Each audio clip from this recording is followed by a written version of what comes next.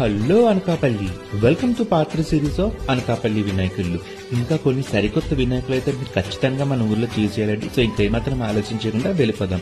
So మొదటిగా వచ్చేసి మన ఫిష్ మార్కెట్ లో ఉన్న పీలావారి వీధిలో డేరింగ్ బాయ్స్ అయితే ఈ సంవత్సరం ఆదిపురుష్ మూవీలో ఉన్న రావణాసుని గెటప్ లో అయితే వినాయకుని పెట్టడం అయితే జరిగింది. ఇదైతే క్రేజీ సెటప్ అని చెప్పొచ్చు. తర్వాత ఎర్రవారి వీధిలో శ్రీ గజానన యూత్ అయితే ఈ సంవత్సరం శక్తి రూపమైన శ్రీ వినాయకి అమ్మవారిని సరికొత్తగా పెట్టడం అయితే జరిగింది.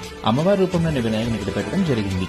ఆ తర్వాత ఉప్పలవారి వీధిలో ఉన్న మిరాకిల్ బాయ్స్ అయితే ఈ సంవత్సరం కూర్మ రూపంలోని వినాయకుని పెట్టడం జరిగింది. తర్వాత పీవీజేఆర్ ఇంటి వద్ద ఉన్న బాలగణపతి యువజన సేవా సంఘం అయితే ఈసారి సంతాన లక్ష్మి వినాయకుని అయితే పెట్టడం జరిగింది. ఆ తర్వాత దాసరిగడ్డ రోడ్లో ఉన్న సత్తంతల్ యూత్ అయితే ఈ సంవత్సరం దత్తాత్రేయ స్వామి రూపంలో ఉన్న వినాయకుని అయితే పెట్టడం ఇక్కడ జరిగింది.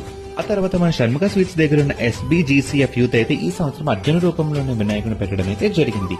వరసిద్ధి వినాయక యూత్ అయితే సింహవాహనం మీద కూర్చున్న వినాయకుని పెట్టడం అయితే జరిగింది. ఆ తర్వాత అగ్గిమార్ షెడ్ దగ్గర ఉన్న భోగలింగేశ్వర స్వామి యూత్ అయితే